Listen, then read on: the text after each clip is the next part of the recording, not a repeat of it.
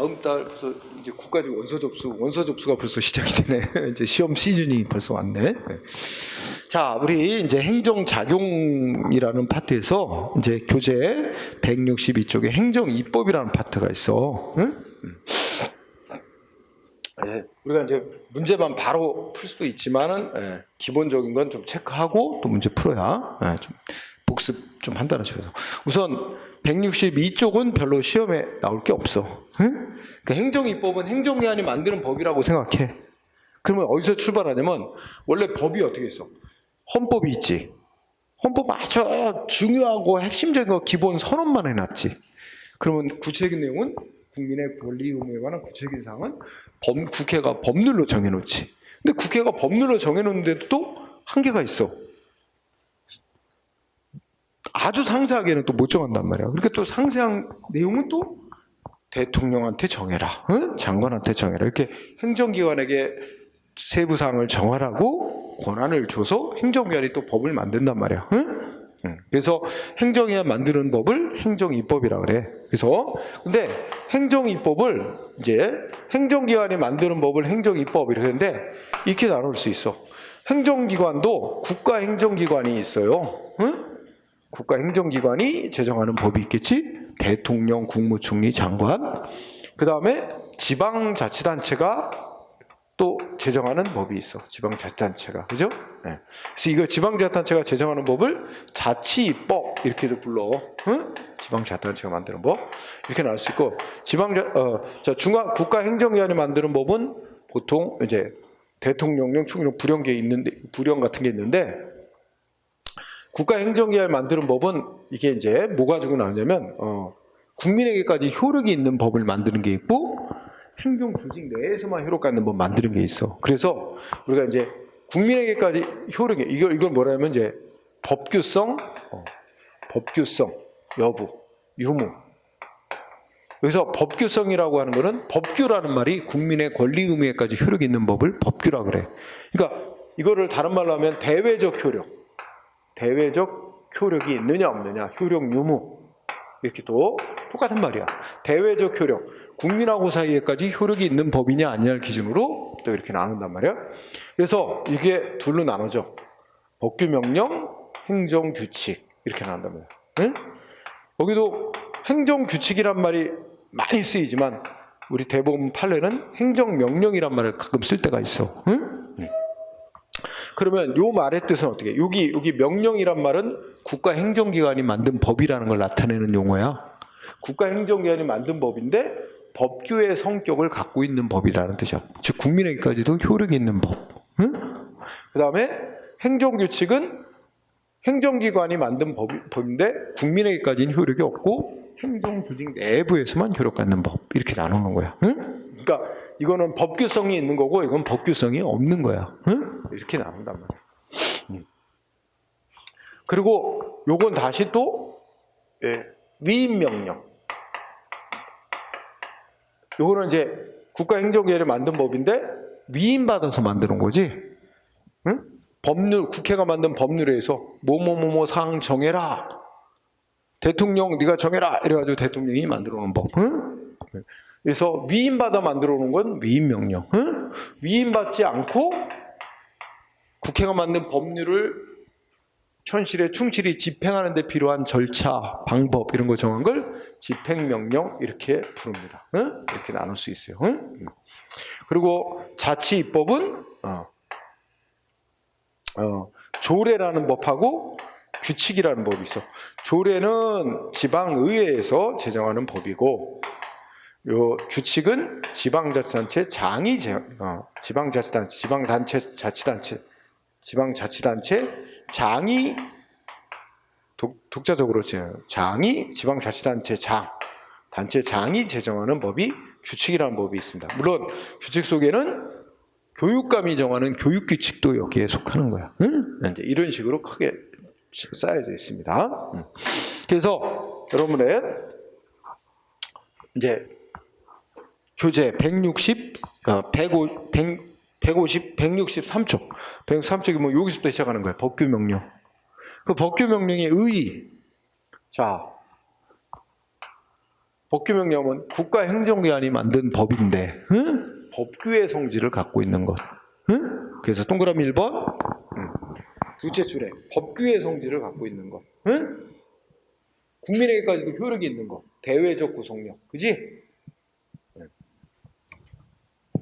그래서 동그라미 2번, 국민에게까지도 효력이 있어. 그래서 양면적 구속력이라는 용어를 쓰지?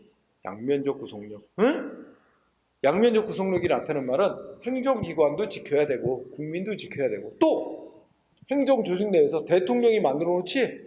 그러면 만든 자 대통령도 지켜야 되고 국민이나 다른 이제 하위 공무원들도 다 지켜야 되는 거야. 응? 그리고 법원도 이거에 따라 재판해야 돼. 법원도 이거 재판하는 기준이 되는 법이 돼. 어떤 국가의 행정조치가 위법이냐 적법이냐 판단하는 기준 되는 법이 돼. 법원도 따라야 되는 거야. 응? 따라서 그거를 뭐래? 법원도 구속한다 그래서 재판규범이 된다는 말을 써요. 그죠? 그리고 동그라미 3번. 법규명령에 위반한 행정기관 행위는 어떻게 될까? 위법한 행위가 됩니다. 위법. 그렇지? 동그라미 3번. 위법이 됩니다. 그럼 위법한 행정조치로 법규명령에 위반한 위법한 조치로 피해를 입은 국민은 소송하고 피해 손해배상 청구하고 이렇게 할 수 있는 거예요. 응? 그래서 이제 위법이 된다 하는 얘기가 중요하죠. 위법. 그럼 그 밑에 판례가 하나 소개됐는데 제목 경찰 공무원 임용령. 대통령이 만든 법이야. 그런데 여기에 뭐라고 써놨대? 응? 경찰 공무원 시험에서 부정행위하다 적발되면 해당 시험은 무효 처리하고 5년간 시험 응시 자격 제한하게 돼 있대. 응?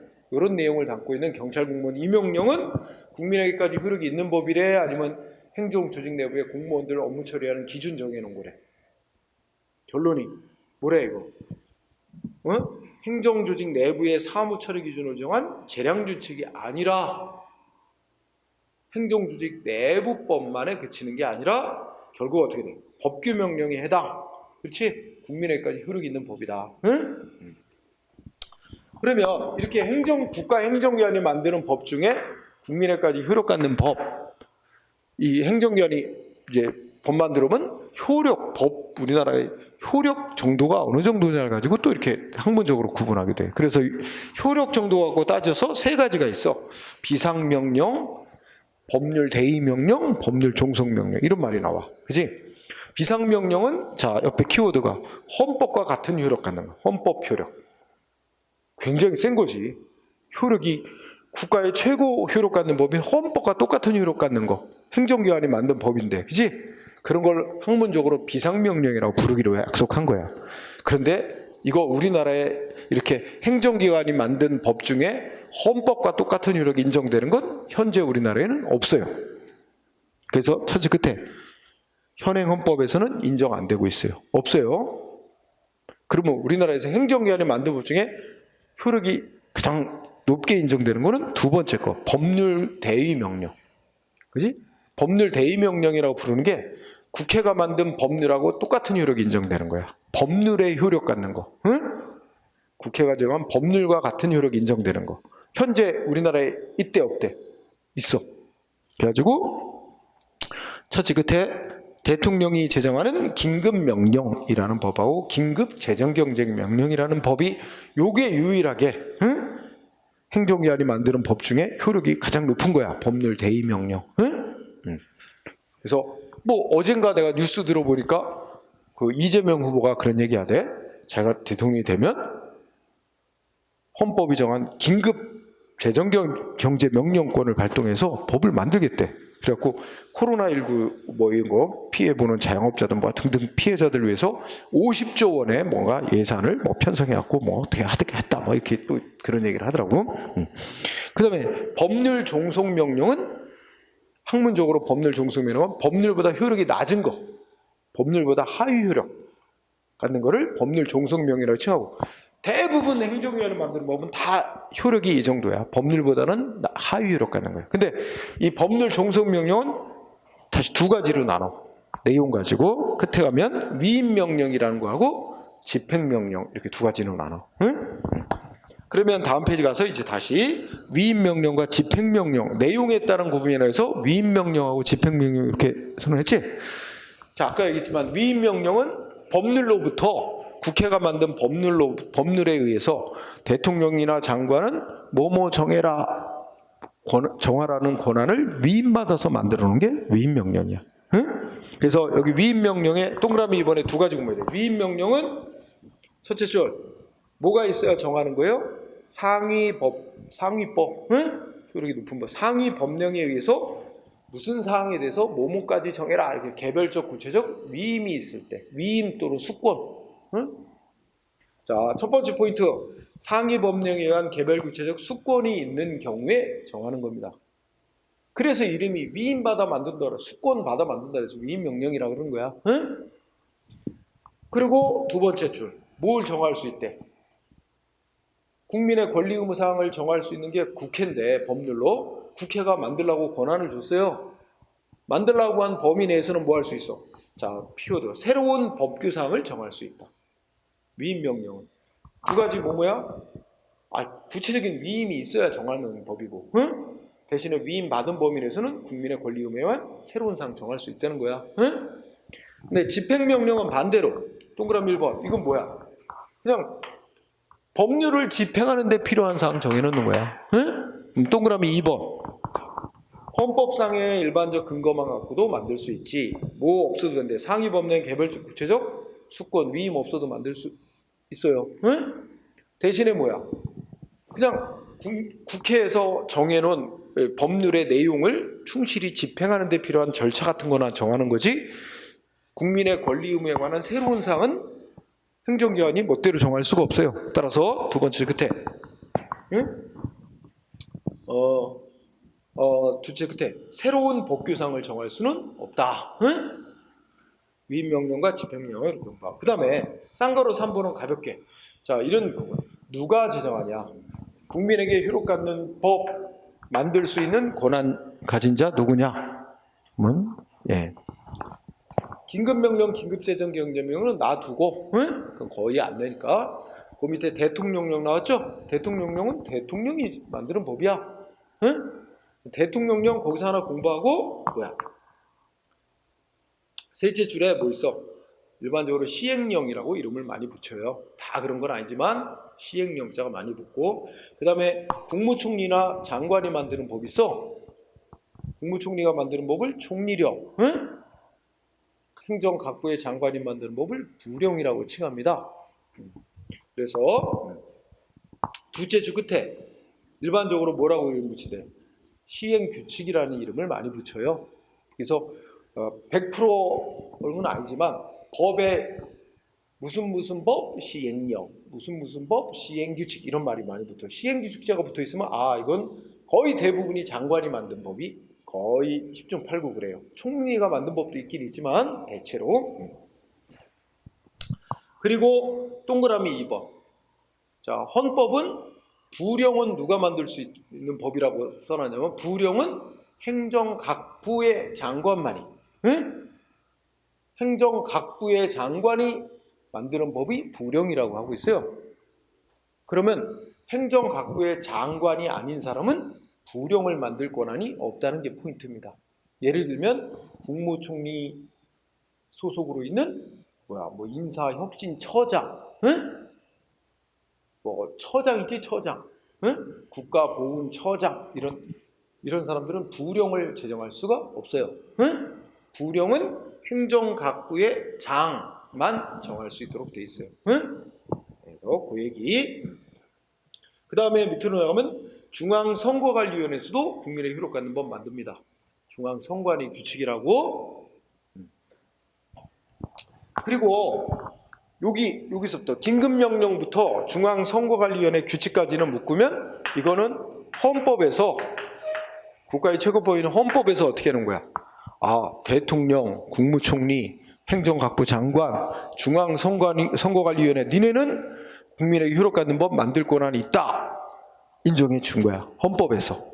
그러니까 우리나라 헌법 보면 국민의 권리 의무, 국민에게 효력 갖는 법은 국회가 만들도록 원칙을 권한을 줘놓고 국회 말고도 대통령이나 총리나 각부 장관이나 중앙선거관리위원회는 국민의 효력 갖는 법 만들 권한 있다라고 또 인정해 준 거야.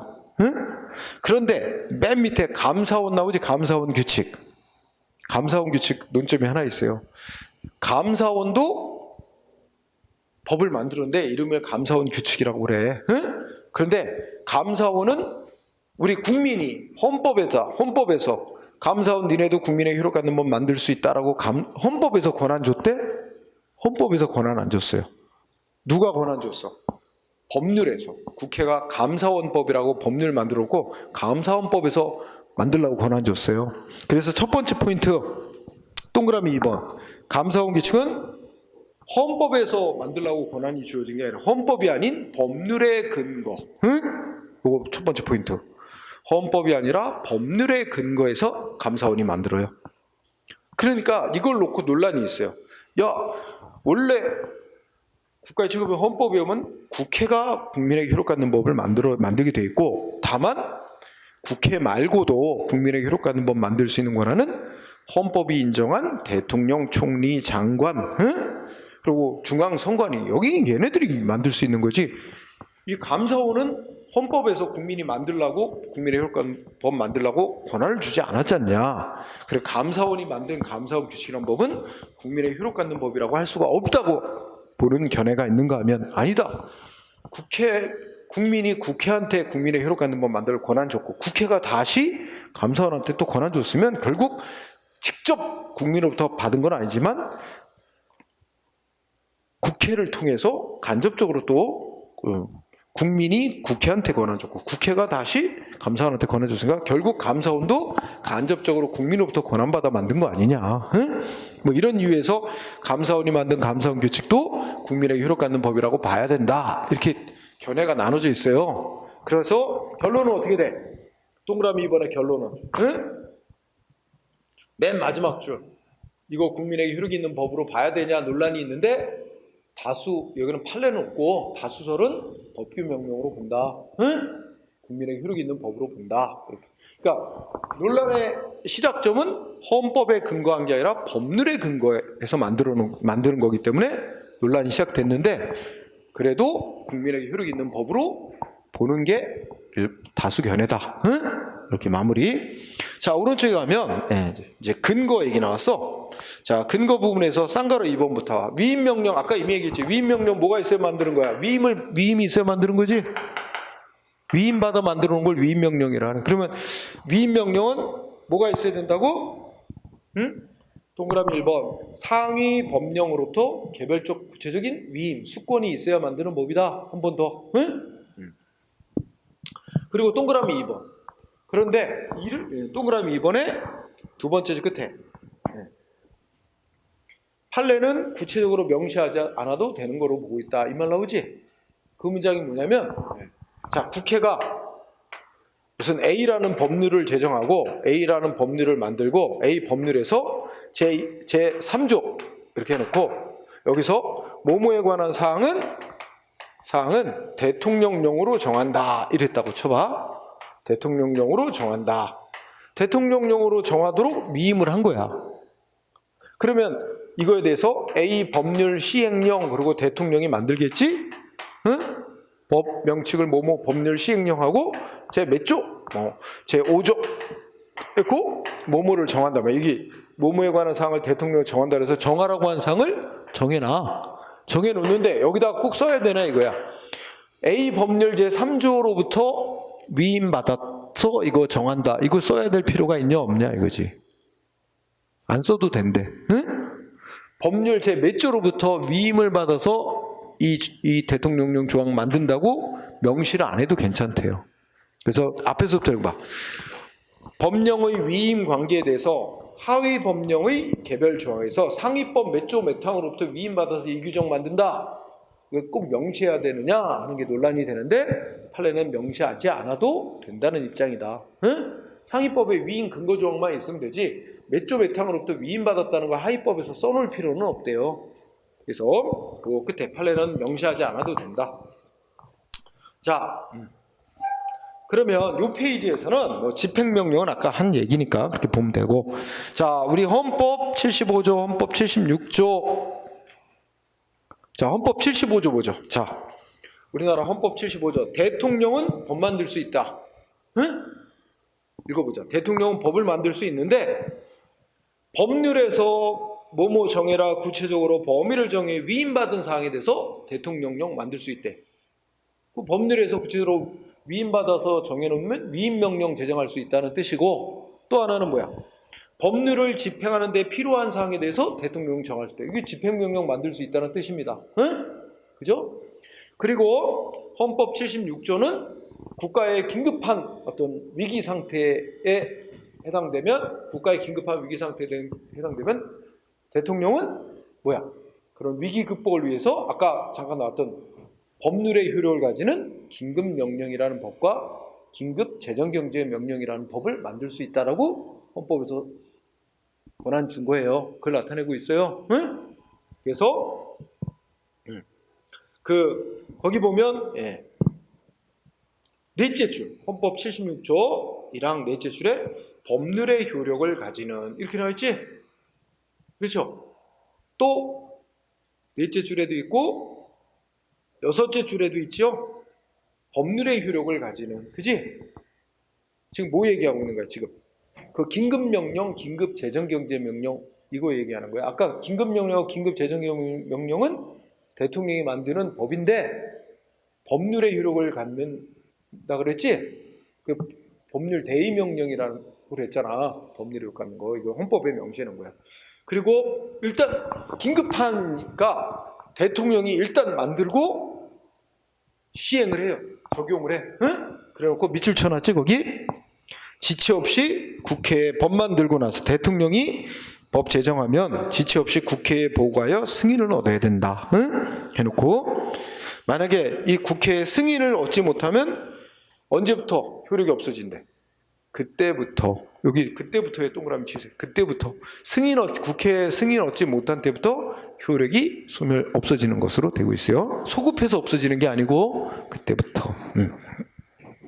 자, 그 다음에 헌법 95조를 보면 국무총리하고 행정각부 장관이 법 만들 수 있는 권한을 헌법이 주고 있다는 거죠. 그지? 그래서 읽어보면 국무총리 또는 행정각부의장은 소관 사무에 관해서 법률이나 대통령령에 위임받아서 위임명령 만들 수 있고, 응? 또 위임 없어도 직권으로 집행명령 만들 수 있다는 겁니다. 응?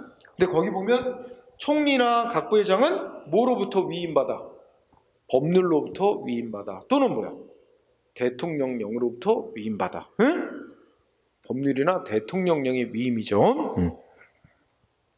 그리고 이제 헌법 114조는 그냥 읽고 지나가요. 그 중앙선관위 얘기하는 거니까. 자, 그래서 다음 페이지 가 보면 2번 판례가 중요합니다. 2번 판례. 응?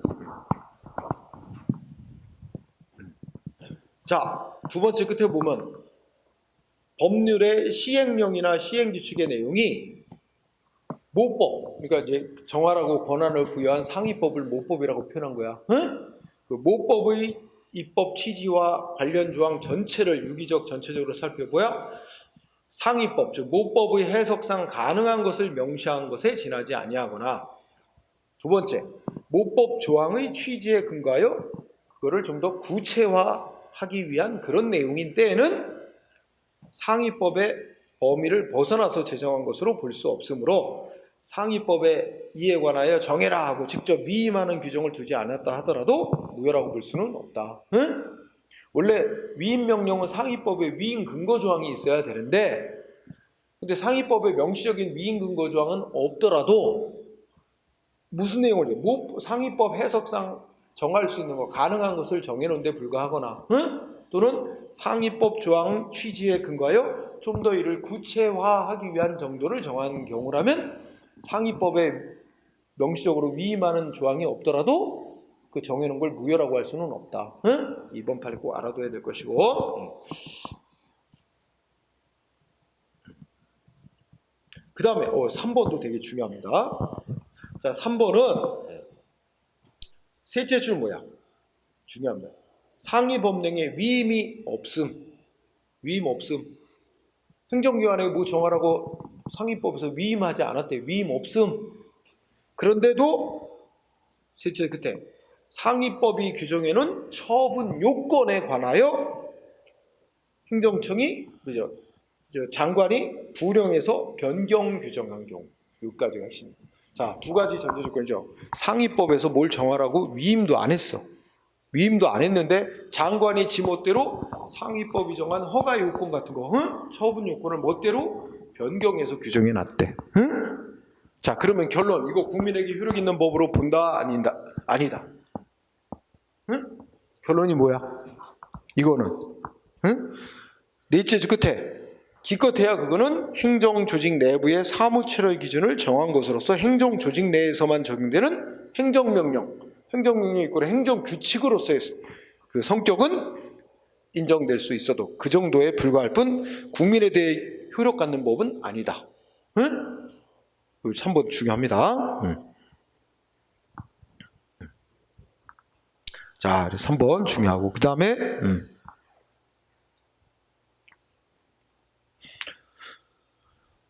거기까지가 중요하고 그 다음에 한계. 네. 한계라는 부분이 중요합니다. 자, 한계에서도 쌍가라 2번부터 갑니다. 자, 위임명령. 몇 가지 한계가 있어요. 위임명령은 첫 번째, 상위법에서 행정기관에게 뭘 정하라고 국민의 권리의무상 정하라고 위임할 때는 반드시 어떻게 위임해야 돼요? 동그라미 위임. 방가로 1번. 일반적이거나 포괄적으로 위임하는 건 금지. 일반적 포괄적 위임 금지. 그렇죠. 그래서 동그라미 1번 두 번째 줄 반드시 어떻게 해야 돼? 국민의 권리의무상 뭐에 대해서 대상 그리고 어디까지 정할 수 있는지 대상과 범위에 관해서 구체적으로 범위를 정해서 위임해야 됩니다. 상위법에서 행정기관에게 뭘 정하라고 위임할 때는 어떻게 위임하면 돼? 일반적 포괄적으로 위임하면 안 되고 일반적 포괄적 위임하면 그 법 정할 수 있는 권한을 행정기관에 다 넘겨주는 게 돼버려요. 그러면 안 되고 딱 국민의 권리 의무에 상한 중요한 거 핵심적인 건 딱 상위법의 법률에서 정해놓고 딱 대상과 범위를 명확히 해서 구체적으로 위임해야 된다는 거예요. 반드시. 다만 예외. 동그라미 2번 조례로 지방자치단체 정하는 조례로 주민의 권리 의무사항 정하라고 위임할 때 조례에 대해서 위임하는 경우 두 번째 자치법적 사항을 위임하는 경우 이게 제목이에요. 이때는 어떻게 돼? 포괄적 위임 하는 게 허용. 그러나 자치법적 사항이라도 국민의 권리 의무에 관한 기본적이고 본질적인 사항은 이건 위임 자체가 안 된다. 위임하면 안 돼. 국회가 직접 법률로 정해야 된다. 이건 법률 유보, 의회 유보하고도 연관이 있지. 동그라미 2번 중요. 그래서 이제 판례들이 몇 개 나오죠. 첫 번째 1번 판례. 지금 뭐 1번은 뭐야? 구체적으로 범위를 정해서 위임해야 된다 그러는데 그 얼마나 구체적으로 범위를 정해야 되느냐 하는 거는 위임하는 대상에 따라서 차이가 날 수는 있다. 위임의 구체성을 요구하는 정도는 대상의 종류와 성격에 따라 달라진다. 이렇게 하면서 첫 번째 줄 보건위생 등 급부행정 영역은 국민에게 좀 이익 주는 거 있잖아. 이익 주는 건 좀 덜 구체적이어도 괜찮고 뭐 세금 부과 뭐 국민 뭐 위반했다고 처벌하고 이런 국민에게 침해적인 사항을 정하라고 위임할 때는 더 상위법에서 좀 더 엄격하게 구체적으로 정해놓은 다음에 위임해야 된대. 그러니까 이익 주는 거에 대해서 정하라고 위임할 때는 좀 덜 구체적으로 위임해도 되고 하는 얘기죠. 1번 꼭 알아두세요. 네. 그 다음에 또 2번 판례 다음 페이지 가서 자 위에서 넷째 줄 위임이 얼마나 구체적이고 명확해야 되냐. 위임의 구체성 명확성 정도는 그 위임하는 상위법 그 특정 조항 하나만 갖고 판단할 문제가 아니라 관련 법 전체를 종합해서 판단해야 된다. 그러니까 행정기관에게 뭘 정하라고 상위법 규정이 한 줄이 있는데 그 한 줄만 갖고는 이게 포괄적으로 위임한 것처럼 보인다 그래서 이게 포괄적 위임이다 이렇게 단정하면 안 되고 그 법 전체를 보고 행정기관에게 뭘 정해라고 위임했구나가 그 대상과 범위가 특정될 수 있다면 그 포괄적 위임이라고 하면 안 된다는 거야. 그 조항 하나만 위임 조항 하나만 갖고 판단할 문제가 아니다. 법 전체를 보고 포괄적으로 위임했는지를 판단해야 된다는 거야. 꼭 알아두고요. 자, 그게 3번까지 이어집니다. 따라서 또 4번에 보면 첫째 끝에 상위법 조항 하나만 보면 외형상으로는 일반적 포괄적으로 위임한 것처럼 보이지만 그 법 전체의 취지, 목적 이런 걸 다 살펴봐서 법 해석을 해볼 때 뭘 정하라고 위임을 했군. 응? 그 대상과 범위가 뭔지 다 예측 가능하게 돼 있다면 그래서 그 객관적으로 확정될 수 있다면 포괄적 위임이라고 할 수는 없다. 응? 3번도 4번도 꼭 알아둬야 되고 4번, 5번 같이 묶어보세요. 자, 그 다음에 4, 5, 6을 그냥 한 대 묶어서 같은 위치로 보세요. 그 다음에 이미 공부한 거 7번은 7번 잘 나온다. 중요한 단어가 무슨 단어야? 7번 판례. 오른쪽으로 올라가면 무슨 단어 키워드? 자치법적 사항. 그럼 뭐 해야 된다고? 포괄적 위임 돼요, 안 돼요? 포괄적 위임? 거기 잘 봐. 포괄적인 위임, 포괄적 위임 입법의 금지는 원칙적으로 적용되지 않는다. 쉬운 말로 하면 어떻게 해? 포괄적 위임이 금지되지 않는다. 포괄적 위임해도 된다. 응? 자치법적 사항은 포괄적 위임해도 된다. 7번, 8번 마찬가지. 응? 그래서 8번 무슨 단어 나왔지? 자치법적 사항 나왔지? 8번도 자치법적 사항. 그러면 어떻게 돼? 둘째 줄 포괄적 위임 허용된다. 응? 그런데 자치법적 사항이라도 셋째 줄 국민의 권리 의무에 관련되고 기본적이고 본질적 사항이라면 국회가 직접 정해야 된다. 기본적이고 본질적 사항은 그죠? 국민의 권리 의무에 관련된 기본적 본질적 사항은. 자, 그 다음에 9번은 뭐야? 조례. 국회가 법률로 주민의 권리 의무에 관한 사항을 조례로 정하라 위임할 때는 포괄적으로 위임해도 된다. 응? 조례 포괄적으로 위임해도 괜찮다. 응? 자치권 폭넓게 보장하는 차원에서. 응? 그 다음에 그래서 9번, 10번 마찬가지로 포괄적 위임해도 괜찮다. 응? 그러니까 국회가 법률 만들면서 대통령이나 장관, 국가 행정기관에게 국민의 권리 의무사항 정하라고 위임할 때는 절대로 포괄적으로 위임하면 안 돼. 근데 지방자치단체에게 주민의 권리 의무사항 조례로 정하라고 위임할 때는 포괄적으로 위임해도 괜찮다는 거야. 응? 응. 그 다음에 그 정도로 뒤로 갑니다.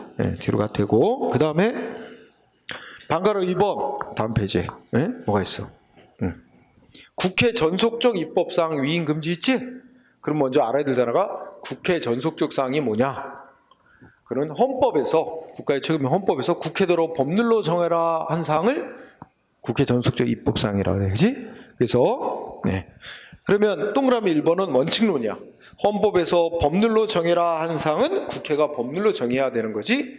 행정위원회 정하라고 넘길 수 없는 사항이 없는 게 원칙인 거다. 하지만 그렇다 해서 하나도 빠짐없이 국회가 법률로 다 전적으로 다 정해야 된다 이런 걸 의미하는 건 아니래. 그래서 동그라미 2번 전적으로 법률로만 정해야 된다는 걸 의미한다고 보지는 않는다.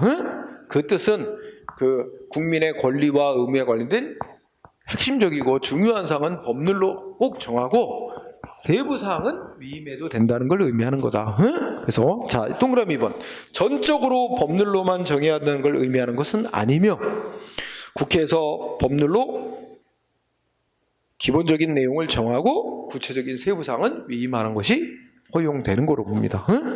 그러면서 밑에 이제 판례가 나왔는데 예를 들어서 1번에 판례 2번에 조세 나오잖아. 조세. 그러면 우리 헌법에 조세의 종목과 세율 이렇게 세금과 관련된 건 국회가 법률로 정하게 돼 있어요. 즉 헌법이 정한 국회 전속적 입법 사항이긴 해. 하지만 그거는 조세, 세금과 관련된 건 다 전적으로 법률로 정해야만 한다는 걸 의미하는 건 아니다. 그 세금과 관련된 핵심적으로 중요한 건 꼭 법률로 정해라 그런 의미일 뿐이고, 그래서 이게 경제 상황도 자주 변하고 하니까 그 상황 맞춰서 세부적인 사항은 국회가 대통령이나 장관 등 행정기관에게 정하라고 위임해도 된다는 뜻이라고 그렇게 판결하고 있는 겁니다. 그래서 그런 정도로 보고, 그 다음에 오른쪽에 3번 벌칙 규정의 위임 제한이죠. 벌칙 규정 다른 말로 하면 처벌 규정. 국민이 뭘 위반했다고 처벌하는 거, 이거는 기본적으로 우리가 죄형 법정주의 원칙이라 해서 국회가 법률로 정해야 되는 거예요. 그런데 죄와 처벌에 관한 것, 죄와 형벌에 관한 걸 행정기관대로 정하라고 국회가 위임해도 되느냐가 문제가 됩니다. 근데 이것도 어떻게 돼요? 두 번째 줄에 보면 예외적으로 허용된다. 두 번째 줄에 예외적으로 긴급한 필요가 있거나 미리 국회가 법률로 자세히 정할 수 없는 부득이한 사정이 있는 경우에는, 셋째 줄, 어떤 행위를 하면 죄가 되는지, 죄가 되는 요건, 어떤 행위를 하면 죄가 되는지, 죄가 되는 구성 요건을 법률에서 구체적으로 정해놓고, 그리고 그 죄를 지으면 어떤 처벌을 받는지, 처벌의 종류와 처벌의 최고 한도 있지, 요거를 법률로 명확하게 정해놓은 후에 그 틀 내에서, 그 범위 내에서 세부사항은 행정기관에게 정하도록 위임하는 게 허용된다. 그러니까 죄형 법정주의 원칙이 헌법상 죄형 법정주의 원칙이라 그래서 다 법률로만 정해야 되는 건 아니다 하는 얘기죠. 세부사항은 위임해도 된다. 그게 그 밑에 판례 1번이기도 합니다. 그 다음에 4번 재임의 제한 나왔죠? 재임이 뭐야? 밑에 맨 아래 4번 재임의 제한. 재임은 위임이 한 번 된 게 또 되는 거죠. 예를 들어서 어떻게 하는 거야? 국회에서 어떤 법률로 국민의 권리 의무에 관한 기본적인 사항을 쭉 정해놓은 다음에 뭐뭐 세부 사항은 대통령이 정해라고 대통령령에게 한번 위임을 했어. 뭐뭐 세부 사항을 대통령이 정해라고 위임. 근데 대통령이 다시 장관대로 부령으로 정해라 또 위임하는 거, 이게 재임이야. 법률에서 뭘 정하라고 위임한 걸 다시 또 하위법으로 정하라고 재임. 그럼 재임이 되냐 안 되냐, 허용이 되냐 안 되냐, 두 가지로 나눠져. 첫째 줄 끝에 전부 재임은 안 됩니다. 그 앞에 전부 재임의 뜻 있지? 전부 재임은 안 되지만, 두 번째 줄 어떻게 하는 재임은 돼? 일단 정하라고 위임받은 사항을 중요한 거 대강 정하고 다시 세부 사항을 구체적으로 위임하는 거, 재임하는 거, 그건 허용된단 말이야. 그렇게 정리. 자, 그래서 다음 페이지에 가면 다시 한번 판례 1번으로 복습. 뭐라고 나왔어? 넷째 줄부터 읽어봐. 판례 1번. 법률에서 위임받은 사항을 행정기관이 전혀 규정 안 하고 그대로 재임하는 거, 즉 이걸 전부 재임이라고 그러지? 이건 허용되지 않지만, 일단 위임받은 사항에 대해서 대강 정하고 그 중에 특정 사항을 범위를 정해서 하위법령에 다시 재임하는 거, 이거 이렇게 구체적 범위를 정해 재임하는 거, 요건 된단 말이야. 응? 이건 된다. 확인했고, 그 다음에 방가로 5번 내용 및 형식 상이한계 셋째 줄 상위법의 끝에 요거 말이죠. 상위법이 형식을 지정한 경우에, 위임의 형식을 지정한 경우에는 그 형식도 지켜야 됩니다. 그래서 판례 1, 2번이 있는데 1번은 뭐 별 논점은 없어요. 읽어보면 밑에 두 번째 주봐.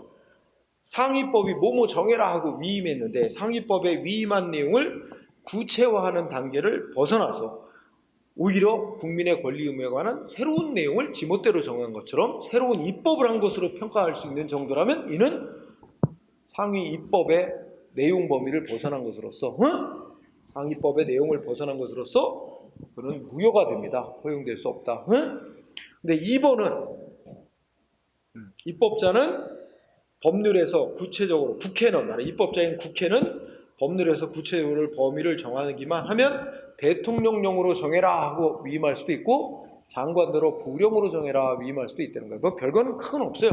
넘어가서 1번만 잘 보고. 자, 3번은 이미 한 거야. 집행명령은 두 번째 줄에 뭐만 정하는 거야? 상위법을 현실에 구체적으로 집행하는 데 필요한 절차 형식 같은 것만 정할 수 있는 거지 뭘 못 정해? 국민의 권리 의무에 관한 새로운 사항을 못 정한다는 게 이게 한계지. 새로운 법규사항을 정할 수 없다. 자, 오른쪽에 성립 및 효력 발생 요건. 우리 행정기관을 만든 법규 명령이 적법하게 성립이 돼서 국민에게 효력이 있는 법이 되려면 갖춰야 될 요건들이 있죠. 주체, 내용, 절차, 형식 갖춰야 됩니다. 응? 그래서 권한 있는 행정기관이 만들어야 되고 내용도 상위법에 어긋나지 말아야 돼요. 여기서는 절차에다 초점을 둬야 돼요. 응? 절차에 뭐야?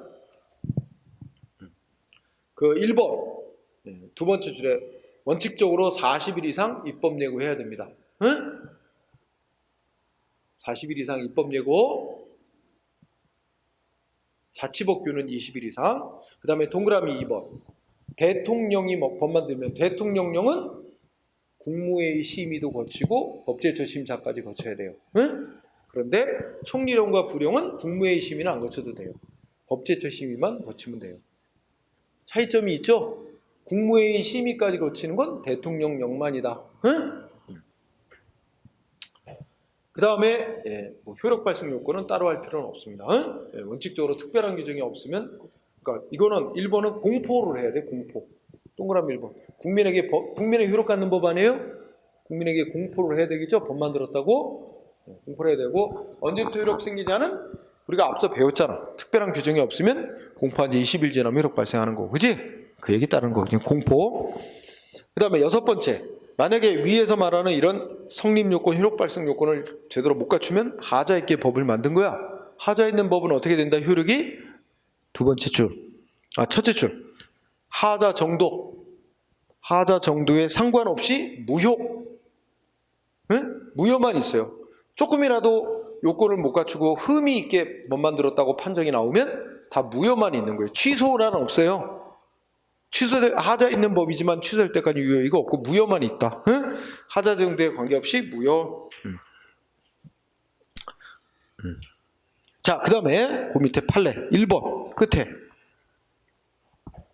두째 주 끝에 법률이나 대통령령으로 정해야 할 사항을 장관이 부령으로 정해놓고 있다면 그 부령은 무효다.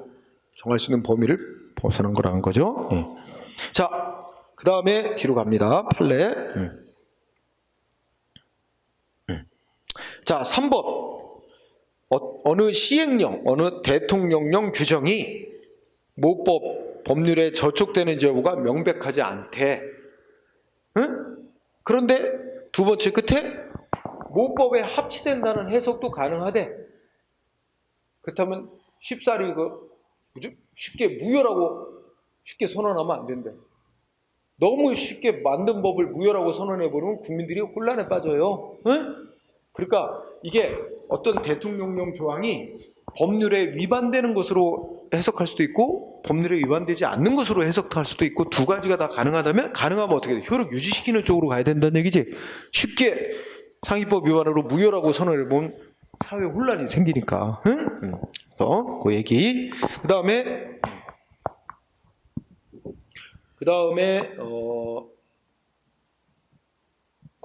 4번 아까 했던 얘기고, 그 다음에 5번 봐야 돼. 자, 5번에 뭐라 했어? 대통령령으로 정해놓은 내용이 헌법에 위반된대. 응? 대통령령으로 정한 내용이 헌법에 위반. 그러면 여기까지 자르면 그 대통령령은 어떻게 돼? 헌법에 위반되는 것으로 판정이 나왔다면 그 대통령령은 무효야. 응? 그러니까 이게 이렇게 되지. 이제 법 체계를 보면 헌법이 있고, 그다음에 국회가 제정한 법률이 있고, 그다음에 이 법률로부터 위임받아 제정해놓은 대통령령이 있고, 그지? 응? 근데 이 대통령령이 헌법 위반으로 위헌으로 판정이 내려졌다는 거야. 이거 대통령령으로 정한 내용이 헌법 위반으로 판정나서 그러면 이거는 무효가 되는 거야. 그런데 대통령령은 무효가 되지만 이 법률은 대통령대로 뭐뭐사항 정해라 하고 적법하게 아무 문제 없이 위임한 법률까지 헌법 위반이 당연히 되는 건 아니다 이 얘기지.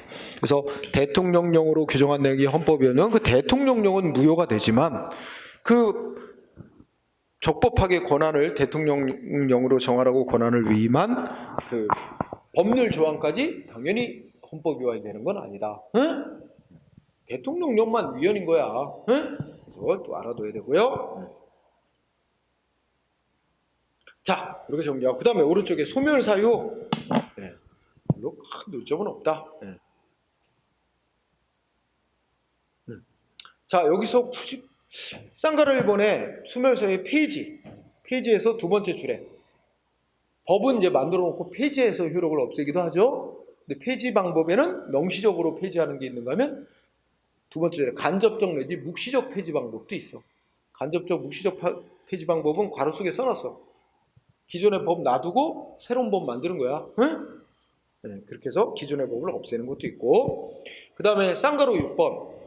자, 법을 만든 행정기관이 폐지된 경우, 예를 들면 여성가족부 장관이 여성가족부 업무에 관해서 무슨 법 만들어놨어요. 여성가족부 장관. 근데 만약에 여성가족부가 폐지돼 버리면 어떻게 돼?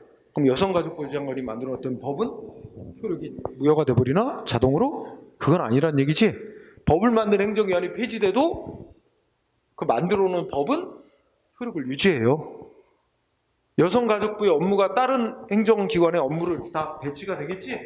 그럼 그 다른 행정기관이 만든 법으로 효력을 유지해요. 응? 그래서 법을 만든 행정기관이 폐지가 되더라도 자동으로 효력이 소멸하는 거 아닙니다. 네, 그거 좀 알아두고요. 자, 그 다음에 그 밑에 1번이 엄청 시험에 나옵니다. 응? 자, 1번에 뭐야? 일반적으로 법률의 위임받아 제정된 법규명, 위임명령의 경우, 자, 위임명령은 상위법에 위임 근거가 있어야 만들 수 있는 거잖아. 근데 상위법에 근거가 없이 만들어놔서 무효였는데 나중에 법 개정이 돼서 위임 근거가 부여되면 그때부터 유효입니다. 여기서 그때부터 유효, 이게 중요한 단어예요. 그때부터 유효가 됩니다. 두 개 문장이에요. 상위법에 위임 근거 없이 만들어놔서 무효인 위임 명령이었는데 나중에 상위법에 근거 규정이 만들어지면 그때부터 유효인 위임 명령이 되고, 응? 두 번째 문장 반대로 상위법에 위임 근거가 있어서 적법하게 만들어진 위임 명령이었는데 나중에 상위법이 개정돼서 위임 근거가 없어지면 역시 그때부터 무효가 됩니다. 응? 그때부터 무효.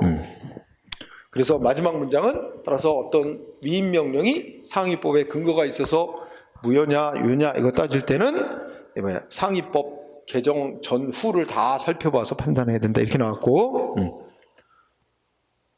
자, 그 다음에 뒤로 가면 3번 판례도 중요하네. 자, 법규 명령의 위임 근거가 되는 법률에 대해서 위헌결정성을 여기 이거랑 또 비교해. 이번에는 아까 판례는 뭐였지? 헌법, 법률, 대통령령 이런 효력 체계에서 대통령령이 위헌으로 판정되면 대통령령만 무효가 되고 법률은 원칙적으로 문제가 그대로 존속하는 거지. 근데 이번에는 뭐 나왔어? 이 대통령한테 뭘 정하라고 위임한 법률이 위헌, 무효가 된대. 법률이 위헌, 무효가 되면 어떻게 돼? 이 법률의 위임을 받아 제정하는 대통령령도 존립 근거가 상실하니까 같이 없어집니다. 응? 그래서 여기는 3번 법률의 위임 근거가 되는 법률에 대해서 법률은 무효가 되고 법률이 무효가 되버리면 그 위임을 받아 만들어놓은 위임 명령도 존립 근거가 없어졌으니 같이 따라 소멸한다는 얘기입니다. 3번. 그 다음에 4번 판례도 중요하네요. 자, 집행명령이 키워드고, 시험은 이제 두 번째 줄이 많이 나옵니다만, 집행명령은 근거법인 상위법이 폐지되면 어떻게 돼? 집행할 상위법이 없어졌으니 존립 근거가 없어졌습니다. 그래서 집행명령도 같이 소멸이에요. 그런데 둘째 줄이 중요해. 집행할 상위법이 개정됐대. 개정만 된데 불과하대. 없어진 건 아니지? 집행할 상위법이. 자, 집행명령은 집행할 상위법이 개정됨에 그친 경우에는 어쩌고 저쩌고 나오지만 결국 상위법 집행하는데 모순되지 않는 한 기존의 집행명령은 계속 효력 유지해요. 집행명령, 상위법 개정, 효력 유지 이렇게 세 개 단어가 연결되는 거예요. 자, 그 다음에 통제라는 부분은 행정기관을 만든 국민에게 효력 갖는 법, 이제 통제하는 문제인데 누가 통제하느냐에 따라서 국회가 하는 통제가 있고 행정부 스스로가 하는 통제가 있고 사법부에 하는 통제가 있습니다. 그래서 국회가 하는 통제는 입법적 통제라고 하고 직접적 통제, 간접적 통제 이런 얘기 나옵니다. 근데 예전만큼 이걸 직접적 통제, 간접적 통제를 많이 안 내. 예전만큼 안 내고, 다만 거기 국회법 조항을 볼까요? 밑에 법조항 나오죠? 국회법에 보면 두 번째 줄 끝에 우리 대통령령, 총리령, 부령 이런 거 재정 개정 폐지하면 어떻게 하래? 이를 만든 행정기관은 10일 이내, 숫자 10일 이내 국회 상임위원회에 제출하도록 되어 있습니다. 그거 하나 밑줄 기억하자. 이런 거 만들었어야 하고 국회에 알리도록 되어 있다는 얘기예요. 그 다음에 쌍가루 2번 사법적 통제가 이제 중요한 파트예요. 시험 문제. 사법적 통제는 법원이 소송 제기를 받아서 재판을 해서 이제 그 행정위원회를 만든 법의 효력을 통제하는 경우와 헌법재판소가 신청받아 판단 내려서 통제하는 경우, 이렇게 두 가지가 있습니다.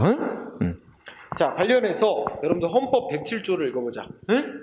그 페이지 넘어가지 말고 176쪽에 헌법 107조를 보니까 1항 법률이 헌법에 위반되느냐 여부가 어떤 재판을 하기 위해서 전제 요건이 되는 경우에는 헌법재판소가 판정한다는 얘기입니다. 자, 이 줄이면 국회가 제정한 법률이 헌법에 위반되느냐는 누가 판정한다?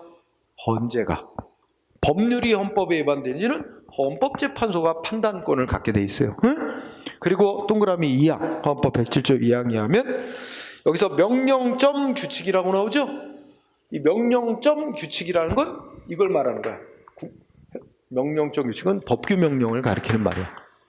즉 명령점 규칙, 행정위원회를 만든 법규 명령이 그보다 상위법인 헌법이나 법률에 위반되느냐 여부가 재판의 전제가 된 경우는 대법원이 최종 심사. 대법원이 최종 심사한다.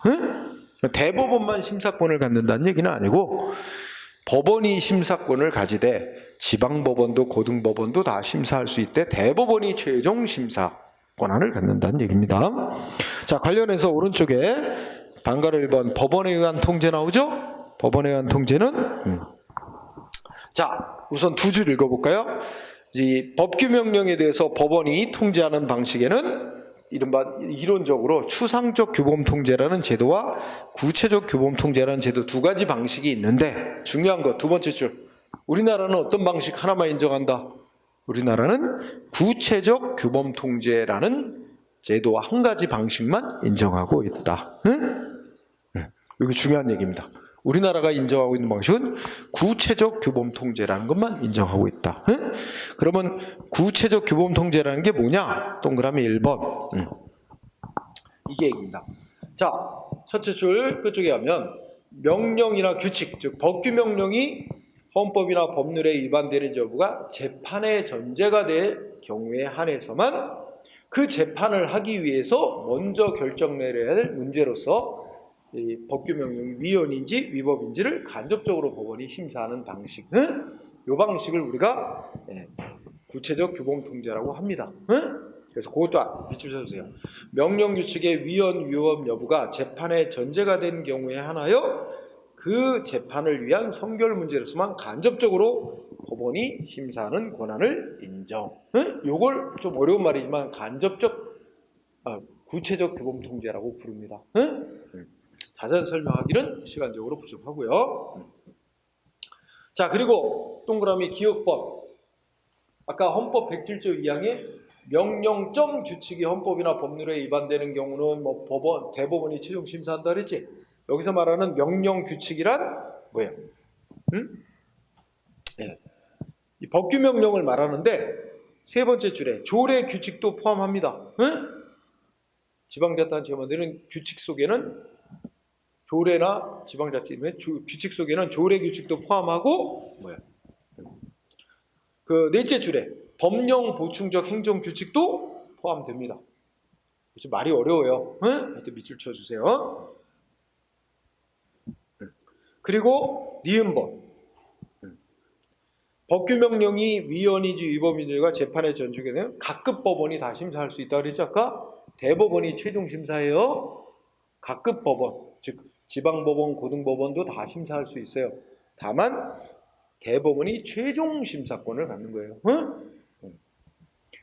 그 다음에 대법원만 심사권을 갖는다 그러면 틀리는 거고, 그 다음에 2항 법원에 의해서 위헌 위법으로 판정된 법규명령, 이게 제목이에요. 법원이 심사한 결과 위헌 위법이라고 판정을 내렸다. 그 법은 어떻게 된대? 응? 둘째 줄. 그 소송 제기된 당해 사건에 있으면 적용이 거부되는 것으로 본다. 응? 밑줄 쳐주세요. 당해 사건에 있어서만 적용 거부되는 것으로 본다. 응? 즉 일반적으로 무효가 되는 건 아니고 그 재판에 있어서만 무효 적용이 안 되는 거로 봅니다. 그 다음에 동그라미 3번. 행정소송에 대한 대법원 판결에 의해서 명령규칙이 헌법이나 법률에 위반된다는 것이 확정되면 대법원은 지체 없이 밑줄 누구한테 통보해 주게 돼 있어요? 응? 행안부 장관에게 통보하게 돼. 행안부 장관이 중요합니다. 법무부 장관도 아니고 법제처장도 아니고 응? 행정안전부 장관에게 통보를 하게 돼 있습니다. 그 다음에 동그라미 4번. 예외. 자, 예외 키워드 둘째 줄 끝에 처분적 법규명령. 처분적 법규명령은 그 앞에 설명이 있어요. 만들어 놓기는 법으로 만들어 놨지만 실제 내용은 국민에 대한 구체적인 법 집행 조치와 하나도 다를 바 없는 내용일 때 처분의 성질을 갖는 법이라고 해요. 처분적 법규명령은 처분과 똑같이 취급을 해서 바로 소송 대상이 되게 합니다. 처분적 법규명령은 직접 소송 대상이 될 수 있습니다. 그래서 다음 페이지 가면 판례가 이제 1번하고 3번을 중시하면 됩니다. 자, 1번은 다섯째 줄에 법 이름 뭐로 나왔죠? 의료기관의 명칭 표시판에 진료 과목을 함께 표시하는 경우 글자 크기를 제한하고는 의료법 시행규칙 나오지? 응? 자, 이거 병원에 이제 의사가 이제 병원에 간판 달아. 그리고 여기다 한국병원, 응? 그리고 병원 이름은 한국병원, 진료 과목, 치과, 응? 뭐 이런. 자, 그러면 글씨를 간판에 쓸 때 한국병원 글자 크기를 10포인트로 했으면 이 진료 과목 치과 이거는 5포인트를 넘으면 안 돼. 2분의 1 넘으면 안 돼, 글자 크기. 응? 이렇게 제한하고 있는 거에 대해서 의사가 야, 왜 이렇게 글자 크기를 저 진료 과목 글자 크기를 크게 못 쓰게 하느냐? 의사의 권리 이익을 침해한다고 소송을 낸 거야. 근데 이거 소송 안 된대. 이거는 뭐래? 그 의료법 시행규칙 이 규정, 이 법조항 자체로는 그 자체만 가지고는 아직은 국민의 구체적 권리이익에 직접 변동을 초래하는 내용이 아니래. 응? 그래서 그 자체, 법조항 자체를 소송 대상으로 삼을 수 없대요. 응? 그러면 이 사람 의사 어떻게 소송해야 돼? 소송하는 방법은 글자 크기를 일부러 크게 써서 위반을 해. 위반을 하면 법이 정한 조치에 따라 법 위반했다고 의사한테 무슨 영업정지 조치 이런 거 나올 거야. 영업정지 처분 같은 법 집행 조치 내려지면 이 영업정지 처분 갖고 이거 갖고 소송으로 제기해야 돼요. 응? 이거 위법이다. 소송 제기하면서 왜 이거 위법이냐?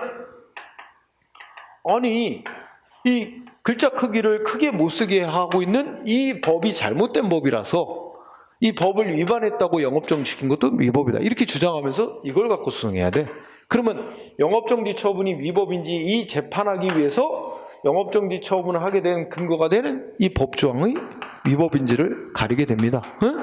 자, 어쨌든 좀 복잡해요. 좀 그래서 시간이 기니까 1번 알아두고요. 그 다음에 2번. 2번이 아니라 3번. 3번은 두밀분교 폐지 조례라는 제목으로. 응?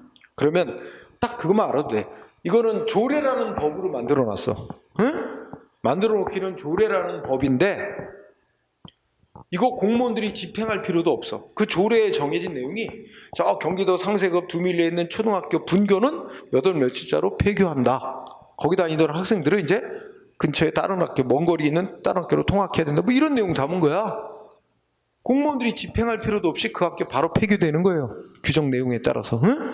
따라서 이거는 이게 바로 뭐야? 집행할 필요도 없이 조례로 정한 내용이 주민의 권리 의무에 직접 변동을 가져와요. 이런 걸 뭐라 그래? 처분의 성질을 갖는 조례.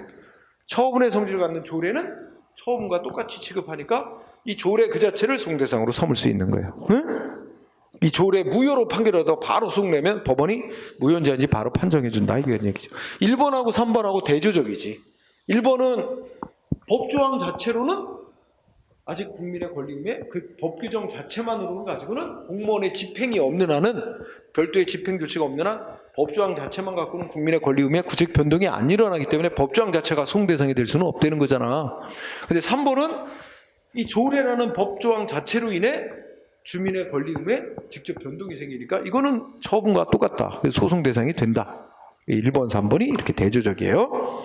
자, 그 다음에 헌법재판소에 의한 통제가 나옵니다. 헌재에 의한 통제는 원래 우리 아까 헌법 107조를 읽어보니까 법률이 헌법에 위반되냐 아니냐는 헌재가 판정하고 법규명령이 헌법이나 법률에 위반되냐 아니냐는 법원이 심사하게 돼 있어요. 역할을 나눠놨단 말이에요, 헌법에 보면. 그런데 문제는 국민이 어떤 법규명령이 헌법에 위반되는지 가려달라 하고 헌법재판소에 신청을 한 경우란 말이야. 응?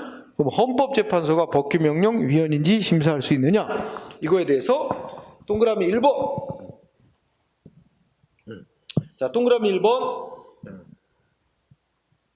셋째 줄. 밑에서 두 번째 줄이죠. 그러니까 법규명령이 재판의 전제가 되지 않고, 여기서 또 밑줄 칩니다. 법규명령이 어떤 구체적인 사건의 재판의 전제가 되지 않고 이꼬로 별도로 집행행위 없이도 그 법규명령이 직접 법규명령 자체가 직접 국민의 기본권을 침해하고 있는 경우, 이때는 뭐야? 헌법재판소도 신청받아 법규명령이 위헌인지 심사할 수 있다는 겁니다. 예외적으로. 그래서 거꾸로 얘기하면 헌법재판소도 법규명령이 위헌인지 심사할 권한을 갖는 경우가 있다는 얘기입니다. 그런 경우가 어떤 경우냐? 뭐야? 별도의 집행행위 없이, 즉 직접 국민의 기본권을 침해하는 법규명령에 한해서는 헌법재판소도 심사 권한이 있다. 그 첫 사례가 저쪽 끝에 올라가면 다음 페이지. 법무사법 시행규칙. 법무사법 시행규칙에 대해서 첫 사례로 인정한 이후 지금 쭉 계속 인정하고 있어요. 다른 여러 건에도 법무사법 시행규칙이라는 게 대표적인 예입니다. 그 정도. 그래서 다음 페이지 가보면 판례 뭐라고 나왔죠?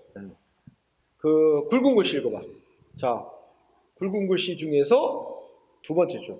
법률 말고 행정부에서 제정한 시행령이나 시행규칙 및 사법부에서 정한 대법원 규칙 같은 것이 별도의 집행행위 기다리지 않고 직접 기본권을 침해하는 것일 때는 헌법재판소도 위헌인지 심사해달라고 신청 들어오면 심사권 갖는다는 얘기입니다. 그때는 직접 기본권을 침해하는 명령규칙은 헌재도 심사권이 있다, 이런 얘기고요. 그다음에 행정적 통제는 별로 필요 없고 다 넘어가도 되고. 그 다음에 하나 더. 자, 행정입법 부작위의 문제가 있어요. 행정입법 부작. 여러분들 181쪽에 행정입법 부작위라고 나와 있어요. 181쪽 아래쪽에. 그 제목 자체를 풀어봐. 부작위는 뭐야? 해야 될 의무 있는데 아무것도 안 하는 게 부작위예요. 그럼 행정기관이 법을 제정해야 될 의무가 있는데 안 만들고 있는 게 입법 부작위예요. 행정입법 부작위. 자, 여기서는 다음 페이지로 가보세요. 자, 판례 알아보기에 1번 읽어봅시다. 두 번째 줄. 입법부인 국회가 법률을 제정해서 행정부에게 어떤 사항을 정해라 위임을 했는데도 불구하고 행정부가 정당한 이유 없이 법을 제정하지 않고 있다면 이는 권력분리 원칙에도 어긋나고 법치행정 원칙에도 어긋나는 것이 돼서 위법인과 동시에 위헌이 된다. 1번. 자, 그 다음에 어떻게 돼요? 2번을 읽어보면 2번도 읽어봅시다. 자, 둘째 줄. 법률 및 대통령령이 규정하고 있는 사항 실시하기 위하여 장관이 시행규칙을 개정하는 등 법을 개정해야, 장관이 부령을 개정해야 되는데도 불구하고 이 장관이 법률을 시행하는 데 필요한 행정입법을 안 하는 경우는 행정권에 의해서 입법권이 침해되는 결과가 되기 때문에 행정기관에게는 헌법에서 유래하는 행정입법을 해야 될 의무가 있다. 그치? 근데 정당한 이유 없이 법 제정의 의무를 이행 안 한다면 위헌 위법이 된다는 논리잖아. 1, 2번 묶으면. 그죠? 그래서 우리나라의 첫 사례로 3번 치과 전문의 제도 실시하도록 법률과 대통령령에서 정하고 있는데 장관이 부령으로 치과 전문의 제도 실시에 관한 세부사항을 정해야 될 의무가 있음에도 안 정해갖고 치과 전문의 자격을 취득하지 못한 의사들에게 국가는 손해배상할 의무가 있다라고 판결한 사례입니다. 치과 전문의 제도 이걸 하면은 대체로 이제 기억날 거예요. 그러면 4번도 봐야 돼요. 4번은 셋째 끝에 하위 행정입법을 안 만들어도 상위 법령만 가지고도 충분히 집행되고도 남을 때는 행정기관에게 하위 행정입법을 만들어야 될 의무가 있다 없다? 없다. 그러니까 안 만들어도 입법 부작위가 아니다. 이렇게 돼. 의무가 없잖아. 만들어야 될 의무가 없잖아. 부작위라는 개념이 의무 있는데도 아무것도 안 하는 게 부작위야. 그러므로 그것도 밑줄 하위 행정입법 제정 없어도 상위법 규정만으로도 충분히 집행이 다 될 수 있는 경우라면 행정입법을 제정해야 될 의무는 없다. 따라서 안 만들어도 입법 부작위가 되는 게 아니다. 이런 얘기입니다. 자, 그러면 입법 부작위와 관련해서 중요한 주제가 있죠. 자, 오른쪽에 구제가 있는데 두 줄 일단 읽어봅시다. 행정기관이 법을 제정해야 될 의무가 있음에도 안 만들어가지고 권리이익이 침해된 국민이 어떻게 구제받을 수 있느냐? 우리나라 법제도상. 그래서 구제 방법으로 일단 세 가지가 있어요. 논의될 수 있는 게. 하나는 뭐야? 1번. 행정소송으로서 부작위입법 확인소송. 두 번째는 헌법재판소에다가 헌법소원. 세 번째는 국가를 상대로 한 손해배상 청구. 이렇게 세 가지 생각해 볼 수 있는데 1번 중요하죠. 행정소송으로서 부작위입법 확인소송이란 건 안 된대요. 대법원은 부정. 안 된대요. 그 다음에 헌법소원은 가능합니다. 됩니다.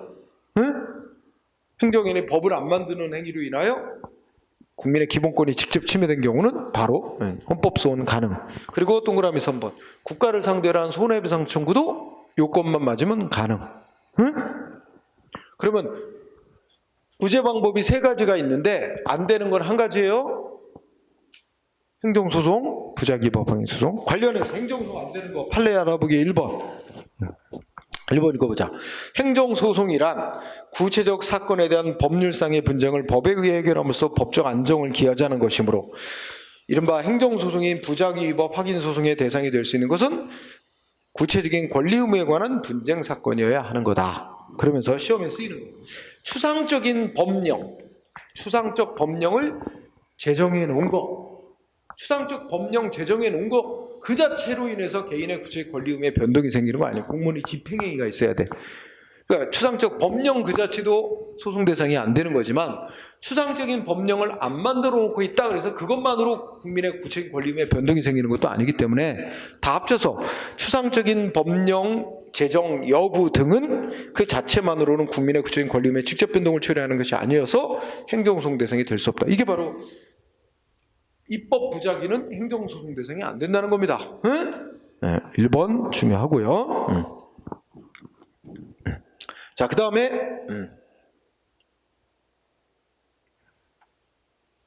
네, 뭐 여기서 1번만 잘 보면 될 겁니다. 네.